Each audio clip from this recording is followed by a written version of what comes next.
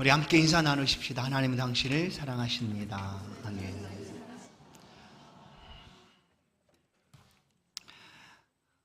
소망 성령의 도우심이라는 제목으로 말씀을 함께 나누겠습니다. 설 명절 잘 보내고 계시죠? 이게 아마 설이 이제 1년에 한 번 있으니까 명절이 1년에 2번 있지 않습니까? 그래서 더 이제 기다려지고 또 그 시간이 참 좋고 그러지 않는가 싶습니다. 이번 설 명절에도 하나님께서 가정 속에 또 우리 가운데 주신 그 은혜가 이 한 해 동안에 여러분의 삶의 큰 축복으로 날마다 계속될 수 있기를 간절히 축원합니다. 믿는 성도들의 삶은 사실 매주간이 명절이죠. 하나님을 만나는 시간, 또 하나님의 은혜를 구하고 그 축복하심 가운데 거하는 시간. 그래서 사실 매 주일마다 하나님과 함께하는 명절의 시간들을 보냅니다. 바로 그와 같은 이 명절의 은혜가 우리 성도들, 예배하고 있는 우리 모든 성도들에게도 가득하기를 간절히 소원합니다. 하나님의 말씀은 특별히 다니엘서 그리고 요한계시록을 보면 예언의 말씀들로 많이 채워져 있습니다. 어떤 것이 예언의 말씀일까? 예언은 그냥 말한다고 해서 그것이 예언이 아니죠. 그 말한 것이 성취가 이루어지면 그것이 예언이라고 우리가 표현할 수가 있습니다. 하나님의 말씀은 많은 부분, 예언으로 주신 모든 말씀들이 지금까지 다 성취가 되었고 또 앞으로 남겨져 있는 모든 말씀도 이루어질 것을 우리는 분명히 확신하고 믿습니다. 그래서 우리는 다른 것에 소망을 두는 것이 아니라 말씀하고 계시는 하나님 말씀 앞에 우리는 소망을 둡니다. 이 시대가 때로는 절망적이기도 하고 불투명하고 많은 어려움들이 있는 시대라고 말해도 성도들의 삶에는 여전히 하나님의 말씀이 있고 그 말씀을 붙잡고 살아가는 성도의 삶에는 여전히 소망이 있다라는 것이죠. 누군가는 이렇게 고백합니다. 예수 그리스도 우리의 소망. 아멘. 우리도 이렇게 고백합니다. 주님이 나의 소망입니다. 시편 기자의 고백처럼 시편 71편 5절 주 여호와여 나는 주는 나의 소망이시요 내가 어릴 때부터 신뢰한 이시라. 주님은 나의 소망입니다. 내가 어릴 때부터 신뢰하신 입니다 하고 소망을 주께 둡니다. 시편 39편 7절 주여 이제 내가 무엇을 바라리요 나의 소망은 주께 있나이다. 아멘. 나의 소망은 주께 있습니다 라고 이렇게 고백을 합니다. 성도 여러분, 여러분의 소망은 무엇입니까? 여러분의 소망이 어디에 있습니까? 오늘 본문은 우리의 소망이 주께 있다라는 사실을 성령을 통하여 우리 가운데 말씀해 주시고 있습니다. 사실 성령께서 우리와 함께 하심으로 우리의 소망은 더욱 든든해지고 그 소망이 소망으로 우리 가운데 드러나게 되는 줄로 믿습니다. 성령께서는 우리가 기도할 수 없을 그때에 우리의 기도를 도우시는 분이시다라고 말씀해 줍니다. 성도 여러분, 성도들에게 가장 큰 특권이 무엇일까? 주일날 하나님을 예배하는 예배자의 특권, 또한 말씀을 가지고 그 말씀대로 예수의 이름을 품고 살아가게 되는 그 특권, 그런 것도 모두 다 특권이죠. 그러나 정말 중요한 특권은 뭐냐면 주의 이름으로 기도할 수 있다는 특권입니다. 아멘. 기도입니다. 기도. 우리가 주의 이름을 의지하여 하나님 앞에 드리는 그 기도, 그것이 믿는 성도들에게 놀라운 특권이죠. 아무에게나 주지 않는 특권입니다. 물론 기도는 누구나 할 수 있습니다. 그러나 그 기도가 응답이 되고 이루어지고 능력으로 역사로 표현되는 것은 하나님의 자녀들에게 주시는 하나님의 특권이다라는 것입니다. 그래서 우리는 이것을 알기에 우리의 삶을 통하여 늘 기도합니다. 하나님과 기도하고 교제하고 하나님 안에서 숨을 쉬며 살아갑니다. 예수님께서는 기도가 필요 없으신 분이셨습니다. 왜냐하면 기도를 들으시는 분이신데 누구의 기도를 하시겠습니까? 그러나 우리를 위하여 오셔서 기도의 모범을 친히 보여주셨습니다. 이른 새벽에 일어나 한적한 곳으로 나가 하나님과 교제하셨습니다. 기도하셨죠. 그리고 많은 사람들이 예수님 앞에 병을 고쳐달라, 귀신을 내어 쫓아달라고 몰려왔습니다. 얼마나 중요한 사역입니까? 그러나 그 순간에 예수님은 호련히 그 자리를 떠나셨습니다. 그리고 기도의 자리로 나아가서 하나님 앞에 기도의 시간들을 가지셨다. 이것이 바로 주님이 우리 가운데 보여준 기도의 모범들입니다. 기도의 모범만 가르쳐 주실 뿐만 아니라 보여주실 뿐만 아니라 우리의 삶에 기도를 친히 가르쳐 주셨습니다. 너희는 이렇게 기도하여라 라고 기도를 가르쳐 주셨습니다. 요한복음 15장을 보면 우리 가운데 기도가 얼마나 놀라운 특권인가를 한 가지 비유를 통하여 우리 가운데 말씀을 해줍니다. 요한복음 15장은 포도나무 비유입니다. 가지가 나무에 있지 아니하면 아무 짝에도 쓸모없어 밖에 버리고 불태워 없어질 수밖에 없다. 그러니 너희는 내 안에 붙어 있으라. 포도나무에 붙어 있으라. 아버지는 농부시고 나는 포도나무고 너희는 가지다 하고 우리가 포도나무에 붙어 있으라고 말하지만 사실은 이것은 무엇인가 하면 기도입니다. 기도. 요한복음 15장 7절을 보시면 너희가 내 안에 거하고 내 말이 너희 안에 거하면 무엇이든지 원하는 대로 구하라 그리하면 이루리라. 아멘.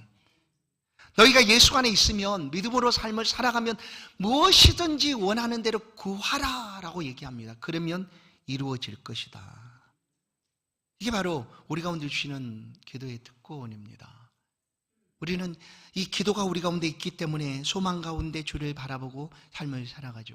뿐만 아니라 누가복음 21장 말씀합니다. 이러므로 너희는 장차 올 이 모든 일을 능히 피하고 인자 앞에 서도록. 두 가지입니다. 이 예수님께서 재림하실 그때 이 세상에는 우리가 그동안 감당할 수 없었던, 만나지 못했던 수많은 환난들이 다가오게 될 것인데 그때에 그것을 피하고 주 앞에 서게 되기 위한 비결이 바로 기도다라고 말하는 거예요. 기도다. 이 모든 일을 능히 피하고 인자 앞에 서도록 항상 기도하며 깨어 있으라. 항상 기도하며 깨어 있으라 라고 말씀을 하십니다. 그런데 오늘 우리의 소망 성령의 도우심인데 오늘 본문을 통하여 우리 가운데 이 기도에 관해서 한 가지 지적하고 있는 말씀이 있습니다. 그것은 바로 26절인데 우리의 연약함이다라고 얘기하는 거예요. 기도는 우리의 특권인데 이 기도가 우리의 특권인데 이 기도의 삶을 우리가 살아가야 하는데 우리의 연약함 때문에 온전하게 하나님 앞에 기도하지 못한다라고 얘기하는 거예요.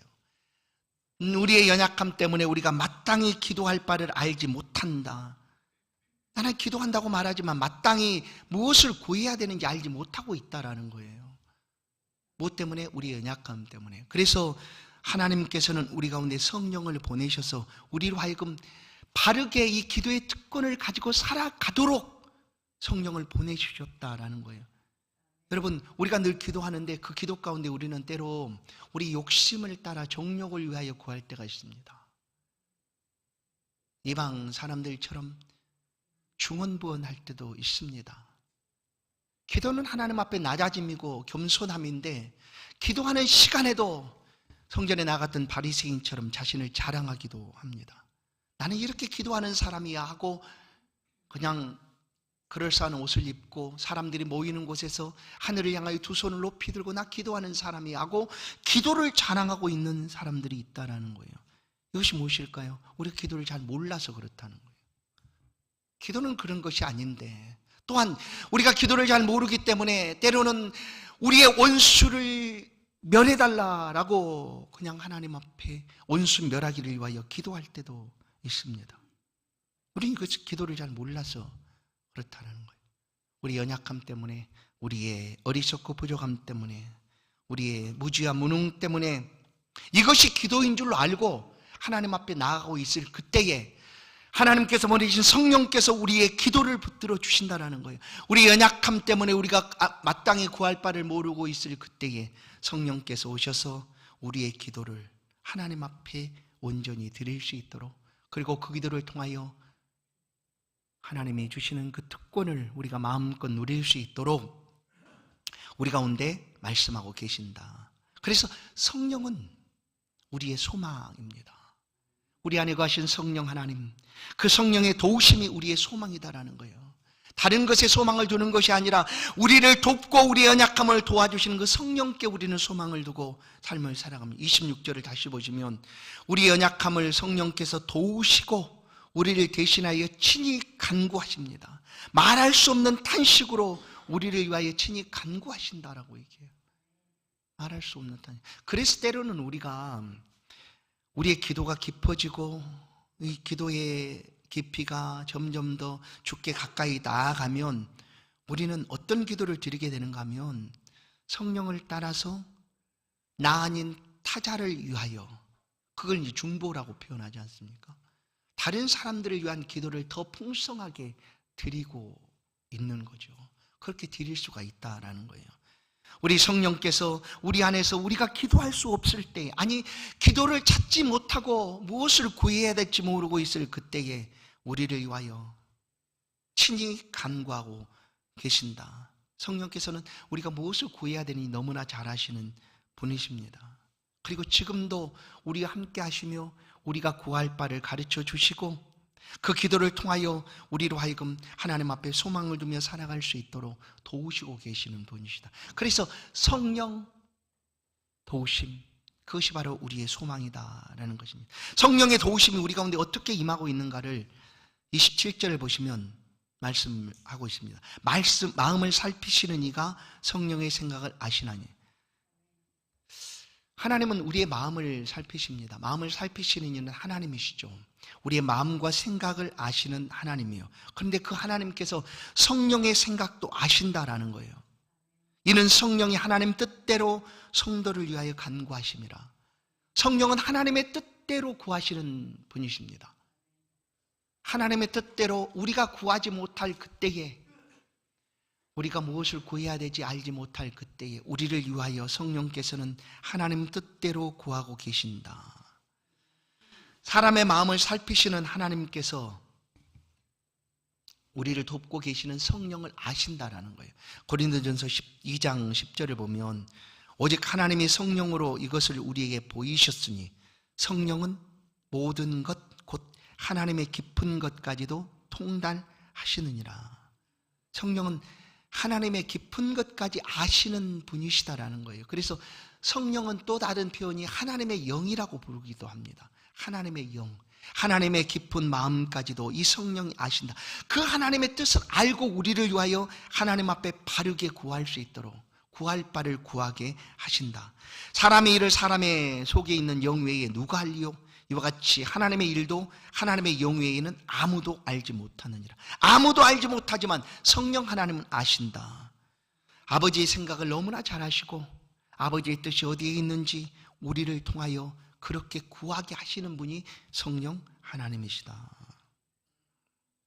우리가 때로 우미하고 어리석어 하나님의 뜻을 알지 못한 채 기도하지 못하고 있을 그때 성령은 우리를 위하여 친히 하나님의 뜻대로 구하게 하신다라는 것이죠.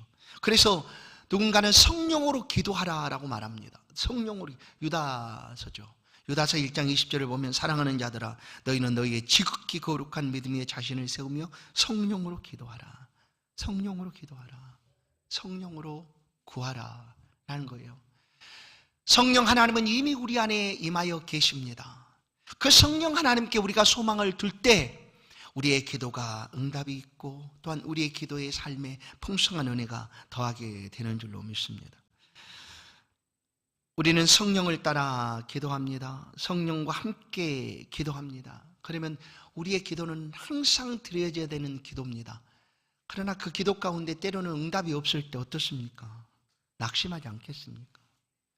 응답이 더딜 때, 오랫동안 침묵할 때 왜 하나님이 내 기도는 들어주지 않는가라고 우리가 생각할 때 우리가 낙심할 수도 있습니다. 그러나 성경은 그리스도 예수께서는 우리 가운데 기도하다 낙심하지 말아라. 전혀 그럴 필요가 없다라고 우리 가운데 말씀을 해주십니다. 그것이 바로 누가복음 18장 비유를 통하여 하시는 말씀인데 누가복음 18장 1절을 보면 예수께서 그들에게 항상 기도하고 낙심하지 말아야 할 것을 비유로 말씀하십니다. 우리가 신앙으로 살아가는 동안 낙심할 일이 때로 다가올 수도 있습니다. 그러나 낙심할 필요가 없다는 거예요. 왜냐? 이미 우리는 하나님 안에 있고 하나님의 뜻을 너무나 잘 아시는 성령께서 우리를 도우시고 있으니 낙심하지 말아라 고 이 비유를 들려주십니다. 이 비유 누가복음 18장 비유는 아주 악한 재판장이 한 사람이 있습니다. 그리고 너무나 연약한 한 과부가 있습니다. 그럼 이 악한 재판장은 그냥 표현이 악하니까 불의한 재판장이니까 정상적인 일도 자기 마음대로 하는 사람이에요. 그러니까 이 연약한 과부가 가서 내 원함을 풀어주십시오라고 얘기해도 들어주질 않습니다. 들어줄 리 만무한 그런 재판장이에요. 그런데도 이 과부는 그 어려운 문제를 어려운 문제를 가지고 재판장에게 나아갑니다. 한 번 아니 두 번 아니 끊임없이 나아갑니다. 그리고 계속해서 그 송사를 올립니다. 그러자 이 재판장이 내가 이제 더 이상 견디지 못하겠다. 왜냐하면 끈질기게 찾아오니. 만약에 이 여인이 낙심했다고 하면 그거 멈춰졌을 것 아니겠습니까? 더 이상 찾아가는 것을 멈췄을 것입니다. 그러나 낙심치 아니하고 계속해서 재판장에게 찾아갑니다. 내 원한을 들어주십시오. 내가 이런 어려움이 있습니다. 들어주십시오. 그래 결국 어떻게 됐는가? 이 불의한 재판장이 이 여인의 부르짖음을 견디지 못하고 끊임없이 찾아와서 부르짖으니 견디지 못하고 내가 들어주겠다고 들어주었다는 얘기예요. 그러면 사실은 말씀이 누가복음 18장 7절 8절 하물며 이렇게 얘기합니다. 하물며 하나님께서 그 밤낮 부르짖는 택한 자들의 원한을 주지 아니하시겠느냐. 그들에게 오래 참으시겠느냐. 뭐예요? 우리의 부르짖음과 그리고 그 택한 자녀는 우리 아닙니까? 우리의 부르짖음을 하나님이 어찌 오래 기다리시겠는가? 반드시 들어주지 않겠는가? 내가 너에게 이르노니 속히 그 원한을 풀어주시리라. 그러나 인자가 올 때 세상에서 믿음을 보겠느냐 하시니라. 들어주신다고 말씀하셨는데 그 다음에 하는 말씀이 그러나 이 뭐예요? 이렇게 부르짖으면 들어주는데 그러나 그 마지막 때에 내가 다시 올 때 이렇게 부르짖는 사람이 있겠느냐 많겠느냐 하는 말씀이에요. 우리 이 말을 나는 절대 동의할 수 없습니다라고 할 수 있어요. 나는 그런 사람이 아니니까. 아닙니다 주님, 나는 언제나 기도합니다. 지금도 나는 기도합니다 라고 우리가 주님 아니에요, 나는 부르짖는 사람이에요 하고 주님 앞에 이 말이 부인할 수 있어요. 나는 아닙니다, 나는 그런 사람이 아닙니다 라고. 그러나 보시면 오늘 우리 시대에 과연 지금도 하나님이 필요합니다라고 하나님께 부르짖고 있는가 하는 거예요. 우리 성도들의 삶을 돌아볼 때에도 정말로 내가 간절하게 하나님이 필요한가? 도대체 무엇 때문에 하나님을 필요로 하는가? 하는 거예요. 왜냐하면 하나님 앞에 우리가 기도하며 삶을 살아가야 되는데 기도하지 않아도 이 시대는 너무나 충분히 살아갈 수 있는 모든 것들이 다 갖춰져 있어요. 예전에는 먹을 것 입을 것을 구했다고 하면 지금요 그러지 않아도 그냥 어느 정도는 삶을 살아갈 수 있어 라고 여기기 때문에 그런 일을 구하지 않는다는 거예요. 이런 시대가 되었는데 그래도 과연 내가 올 때에 부르짖는 자들을 보겠느냐 하는 그 믿음, 부르짖는 자의 믿음을 우리가 간직할 수가 있는가? 하나님 아닙니다, 내게는 그래도 주님이 필요합니다. 내가 다른 어떤 것으로도 이 주님을 나는 대체할 수가 없습니다. 오직 주님 한 분뿐입니다. 하나님밖에 내게는 소망이 없습니다라고 내가 이 시대에도 부르짖을 수 있는가? 그러면 그는 부르짖는 자입니다. 하나님을 향하여 그의 삶을 맡기고 하나님 앞에 기도하는 자의 삶을 살아가고 있는 사람인 거죠. 소망을 하나님께 두는 것이 복됩니다. 다른 것이 아니라 하나님께 소망을 두는 것이 복이 있다. 그래서 깨어서 기도하는 것이 우리의 소망입니다. 다른 것이 아니라 우리의 소망은 깨어서 하나님 앞에 기도하는 것입니다. 지금 우리 안에 거하신 성령님의 도우심을 만나십시오. 그리고 우리의 기도를 회복시켜 주시는 그 성령님과 함께 이 시대에도 기도하며 부르짖는 자의 삶을 승리하며 살아갈 수 있기를 주의 이름으로 간절히 축원합니다. 예수님께서는 우리 가운데 기도를 가르쳐 주셨습니다. 그 기도 가운데 이런 내용이 있습니다. 마태복음 6장 11절 오늘 우리에게 일용할 양식을 주시옵고. 우리가 일용할 양식을 구해야 된다는 거예요. 누구에게? 하나님께 구하라는 것입니다. 매일매일 구하라는 거예요. 여러분, 이 일용할 양식을 우리가 구한다는 것은 매일 구하라는 얘기 아니겠습니까? 우리에게 일용할 양식을 주시옵고 매일매일 구하라는 거예요. 눈을 떠서 무엇을 제일 먼저 구하십니까? 하나님 앞에 구하십시오.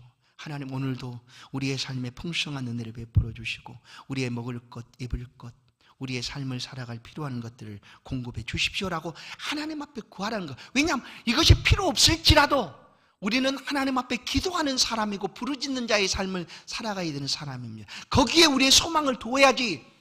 나는 충분해, 걱정 없어. 어리석은 부자처럼 누가복음 12장 내 영혼아 이제 걱정하지 마. 구할 필요도 없어. 일할 필요도 없어. 왜냐하면 먹을 것이 여러 해 먹을 것이 충분히 창고에 채워져 있으니까 이 사람은 하나님 앞에 구할 필요가 없는 사람이에요. 여러분 우리의 삶에 이것이 다 채워져 있다 할지라도 우리에게는 이것이 소망이 아니라 하나님의 소망이기에 구해야 된다는 거예요. 하나님을 찾고 부르짖고 구해야 합니다. 주님이 가르쳐준 기도처럼 매일 일용할 양식을 하나님께 구해야 합니다. 여러분 구약에 만나를 하나님께서 왜 한 달 거를 그냥 먹을 수 있는 그런 방부제를 쓰지 않아도 한 달 동안 충분히 먹을 수 있는 만나를 내려주시지 않으셨을까? 왜냐하면 그 모든 것들이 갖춰져 있고 그렇게 되면 우리가 나태해지고 게을러지고 하나님을 찾는 것을 멈춰버리니까 잊지 말고 매일매일 구하라는 거예요. 그래서 만납니다. 매일에 내리는 양식, 매일에 내리는 양식. 주님도 우리 가운데 기도를 가르쳐 주실 때 오늘 우리에게 일용할 양식을 주시옵고 라고 구하게 하신 거예요. 그냥 우리는 구해야 합니다. 거기에 우리의 소망이 있어요. 다른 것에 소망이 아니라 거기에 우리의 소망을 두고 우리는 구해야 합니다. 사랑하는 성도 여러분, 이 시대가 때로는 절망적이다 말하기도 하고 암울하다 말하기도 합니다. 그러나 여전히 우리 가운데 소망이 있는 것은 우리의 기도를 돕고 계시는 성령께서 우리 안에 거하시기 때문입니다.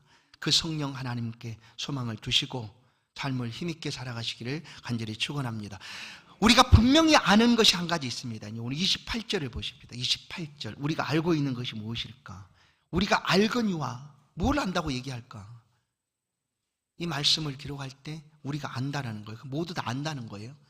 여기서 안다는 것은 뭘 아는가? 오늘 본문 속에서 보면 두 가지입니다. 첫 번째는 이 세상 모든 것이 선하지 않다라는 것을 아는 거예요.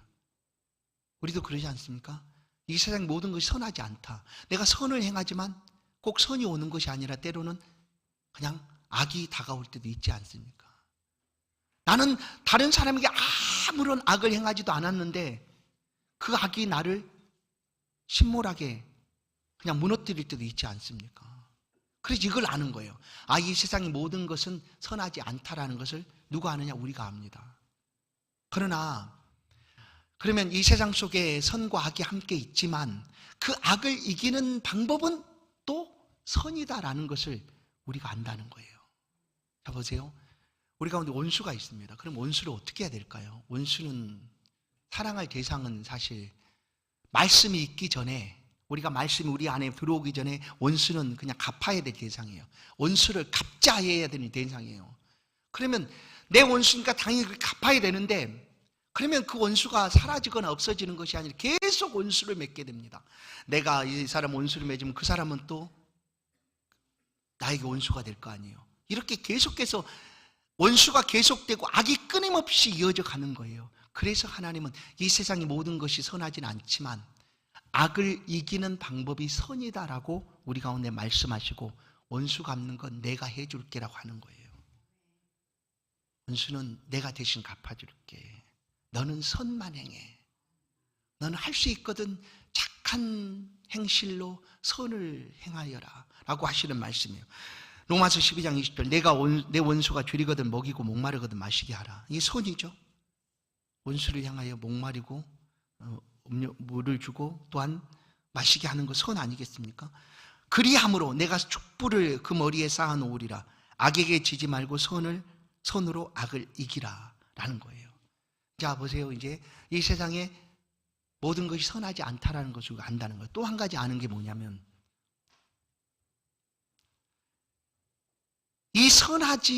모든 것이 선하지 않는 이 세상 속에 악이 있지만 하나님께서는 그 악을 바꾸셔서 선으로 바꾸시는 하나님이시다라는 것을 우리가 안다는 거예요. 그게 뭐냐면 악을 합력하여 선으로 바꾸시는 하나님이시다라는 것을 누가 아느냐? 내가 안다고 얘기하는 거예요. 내가 아노니. 우리가 압니다, 이것을. 그러면 우리가 어디에 소망을 두고 살아가야 되는가? 나는 선을 행하였는데 어찌 악을 행합니까? 이럴 수가 있습니까? 도대체 당신이 사람입니까? 믿을 수가 없군요. 맞습니다. 사람은 절대 믿을 수가 없습니다. 물론 내가 목사인 제가 뭐 옆에 사랑하는 사람들 가족과 이렇게 불화를 조장하라는 그런 표현은 아닙니다. 사람의 본질은 믿을 수 없다라는 거예요.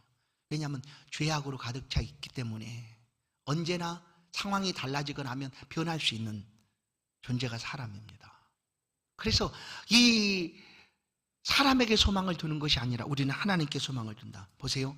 모든 것이 선하지 않아도 때로는 이 악까지도 합력하여 선을 이루시는 분 계시는데 그분이 누구인가? 하나님이시다라는 것을 우리가 안다는 거예요. 창세기 요셉은 그 형제들에 의하여 팔림을 받게 됩니다. 10명의 형들이 그를 마음이 다 맞아가지고 어떻게 그렇게 맞았느냐 하여튼 맞아서 동생을 그냥 노예로 종으로 팔아버렸어요. 그리고 한 수십 년이 지났죠. 그러면 요셉의 마음이 어떠했을까? 우리가 직접 경험한 일이 아니기 때문에 아무리 얘기해도 그 마음을 잘 알 수는 없겠죠. 그러나 성경 기록된 대로 보면 요셉은 그 시간 동안 소망을 어디에 두는가? 하나님께 두었습니다. 그리고 그 마음이 어찌 저 같으면 만나기만 해봐. 내가 할 수 있다면, 내가 살아있는 이유는 나를 그렇게 종으로 팔았던 형들한테 내 복수하기 위해서 내가 사는 거야. 막 이렇게 막 내가 죽을 수 없어. 절대로 복수하기 전까지는. 뭐 이렇게 살아갈 것 같아요. 그런데 요셉은 그렇지 않았던 것 같아요. 뭐예요?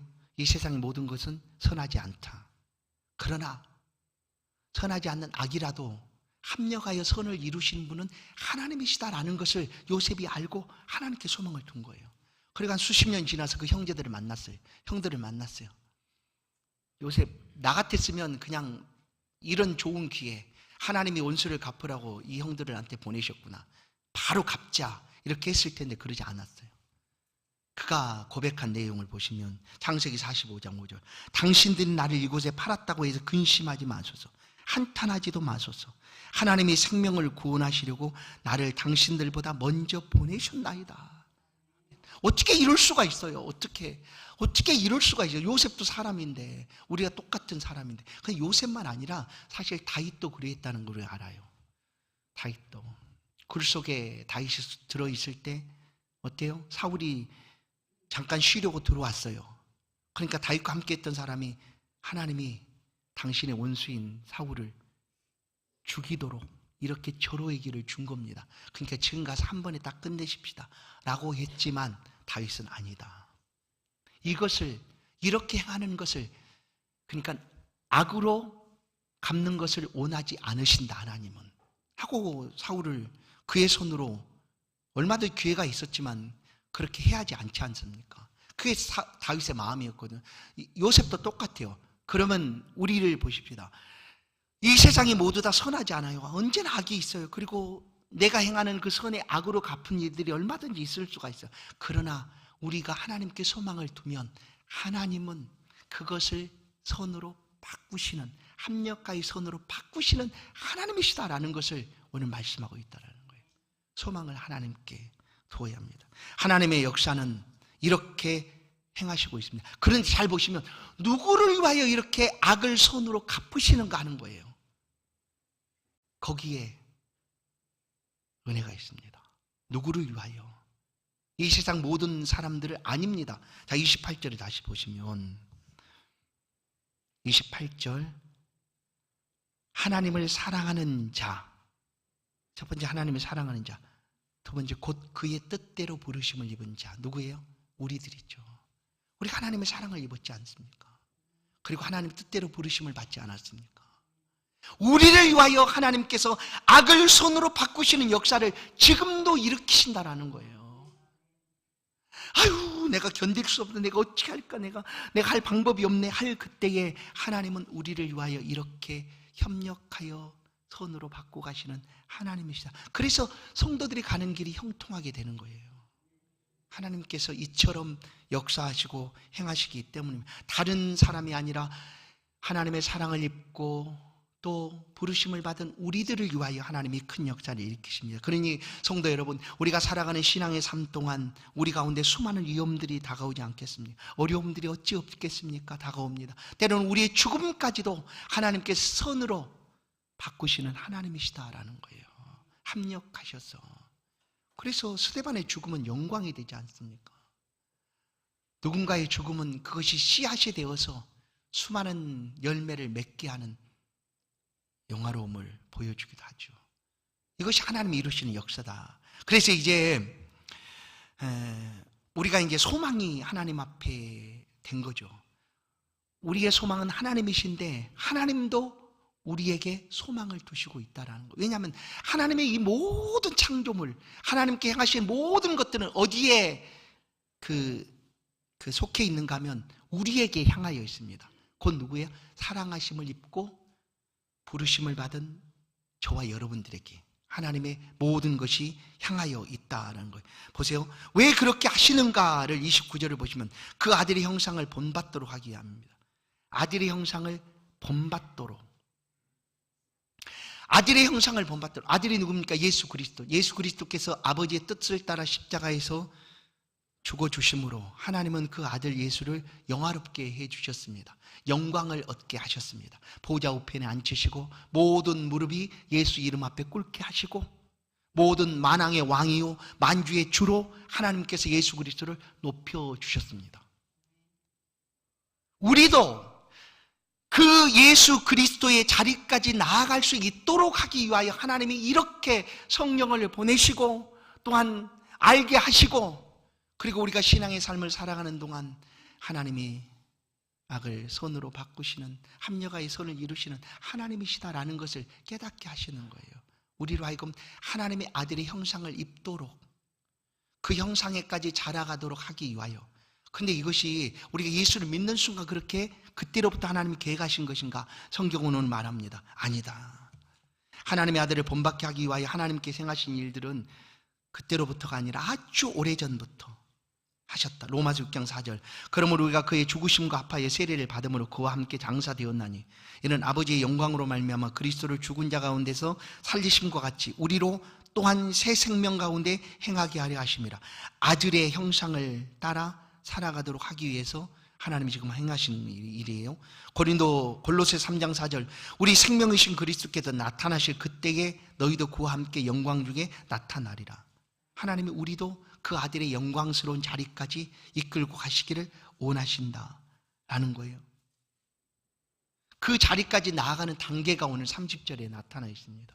30절 말씀을 보시면 또 미리 정하신 그들을 부르시고 부르신 그들을 또한 의롭다 하시고 의롭다 하신 그들을 또한 영화롭게 하셨느니라. 그 단계가 있습니다. 미리 아셨다라는 거예요. 그리고 정하셨다 하나님이. 내가 어느 날 한 30살 되어서 누군가를 통해서 전도받고 예수를 믿은 것, 그때로부터 하나님 나를 아신 게 아니에요. 아주 이미 오래전에 어머니 몸속에 우리가 사람의 형질로 이루어지기도 전에, 이 온 우주, 온 만물이 창조되기도 전에 하나님이 우리를 아셨다라고 얘기해요. 하나님이 미리 아시고 정하셨다. 그런 다음에 어떻게 부르셨어요. 그렇게 부르신 것이 이제 30살 되었을 때 전도를 통하여 하나님이 부르심을 거죠. 그런 다음에 그 다음에 뭐냐면 이 단계예요. 이제 마침내 우리도 하나님의 아들의 영화로운 단계까지 나아가게 될 것인데 그 과정을 표현하고 있는데 이제 부르시고 그 다음에 그 부르심의 삶을 우리는 신앙생활이라고 얘기합니다. 신앙생활이에요. 그 삶을 살아가는 동안 의롭게 하셨다. 의롭게. 우리가 의롭게 되는 것은 말씀과 기도라는 것을 우리는 분명히 합니다. 하나님 말씀을 듣고 하나님께 성령을 의지하여 기도할 때 우리 날마다 우리 안에서 악이 점점 작아지는 거죠. 하나님의 말씀의 의로움이 우리 안에 커지고 악은 점점 더 작아지는 삶을 살아가게 됩니다. 물론 그 과정 속에서 우리는 때로는 실패할 수도 있습니다. 주저앉아 넘어질 수도 있습니다. 그러나 낙심하지 않는 이유는 그 다음 말씀이에요. 영화롭게 하셨다라고 얘기해요. 30절 마지막을 보면 뭐예요? 영화롭게 하셨다. 이미 그렇게 하셨다라는 거예요. 하셨다. 그렇게 할 거야가 아니에요. 이미 하나님이 그렇게 하신 거예요. 왜냐하면 하나님 앞에 부름받은 하나님의 백성들은 모두 다 그 아들의 형상을 입을 그 모습처럼 영화로운 사람이 된다라는 거예요. 하나님이 그렇게 하시겠다라는 거예요. 만들어 가시겠다라는 것입니다. 그러니까 한 번에 혹시 실패나 실족함이 우리의 믿음과 신앙을 멈춰버릴 이유가 전혀 될 수가 없어요. 하나님은 꼭까지 붙들어 주시기 때문입니다. 보십시오. 창세 전에 에베소 1장도 말합니다. 곧 창세 전에 그리스도 안에서 우리를 택하사 우리로 사랑 안에서 그 앞에 거룩하고 흠이 없게 하시려고 그 기쁘신 뜻대로 우리를 예정하사 예수 그리스도로 말미암아 자기 아들들이 되게 하셨으니. 하나님 외아들 한 분밖에 없었는데 우리를 아들 삼으신 거예요. 그리고 우리도 그 아들의 모습처럼 영화로운 모습이 될 수 있도록 하기 위하여 이 모든 것들을 하나님이 지금 행하고 계신다라는 거예요. 우리는 지금 의롭게 되는 과정 속에 있습니다. 마침내 하나님의 아들 예수 그리스도처럼 영광을 얻을 그 시간까지 우리가 나아가게 될 것입니다. 그 동안 우리 가운데 보니 성령을 의지하여 우리는 어떻게 합니까? 기도합니다. 그리고 모든 것을 합력하여 선을 이루시는 하나님을 의지하여 우리 가운데 주신 부름받은 주 예수 그리스도를 위하여 소망 중의 삶을 살아가게 됩니다. 그래, 이 소망을 두고 살아가는 삶의 모습은 다를 수밖에 없어요. 왜냐하면 이 땅에 것에 소망이 없기 때문에, 하나님께 소망을 두고 살아가기 때문에 이 땅에서 만나는 어려움들 때문에 낙심하거나 실망하지 않는다는 거예요. 그래서 누군가 물어봐요. 당신은 왜 그럽니까? 도대체 어떤 사람이에요? 도대체 멘탈이 얼마나 좋으면 그렇게 할 수 있어요? 뭐 얘기할 수 있겠죠. 그때 성경은 우리 가운데 말합니다. 너에게 그 소망의 이유를 묻는 자들에게 알려줄, 대답할 이유를 분명하게 가지라. 베드로전서 말씀이에요. 이 말씀을 읽고 맺겠습니다. 베드로전서 3장 15절 16절 말씀을 같이 우리가 말씀을 생각하면서 합독을 한번 하겠습니다. 같이 읽습니다. 시작. 너희 마음에 그리스도를 주로 삼아 거룩하게 하고 너희 속에 있는 소망에 관한 이유를 묻는 자에게는 대답할 것을 항상 준비하되 온유와 두려움으로 하고 선한 양심을 가지라. 이는 그리스도 안에 있는 너희의 선행을 욕하는 자들로 그 비방하는 일에 부끄러움을 당하게 하려 함이라. 아멘. 성도 여러분, 우리의 소망은 하나님께 있습니다. 지금 우리를 도우시는 성령의 도우심으로 우리의 소망은 더욱 견고해지고 든든해질 줄로 믿습니다. 이 모든 것을 합력하여 선을 이루시는 하나님께 소망을 주시고 믿음으로 살아가는 의롭게 되는 이 과정 속에 할 수 있거든 최선을 다해 선한 일, 선한 양심을 가지고 선한 삶들을 기쁨으로 살아서 우리 안에 있는 이 소망이 세상을 바꾸고 변화시키는 그런 큰 은혜의 삶이 우리 안에 있기를 간절히 소원합니다. 하나님 감사합니다.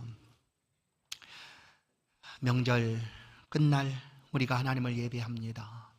우리 하나님 앞에, 살아계신 하나님 앞에 우리 온 마음을 다하여 경배합니다. 우리 예배를 받아 주옵소서.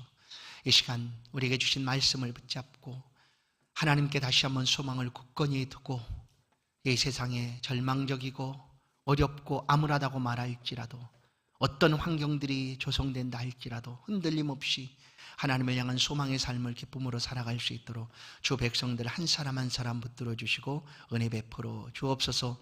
우리 안에 성령의 도우심을 통하여 우리가 다시 한번 이 소망으로 새로워질 수 있도록 은혜를 베풀어 주옵소서. 예수 그리스도의 이름으로 기도하옵나이다. 아멘. 찬송 488장입니다. 귀한 예물을 하나님께 봉헌드립니다.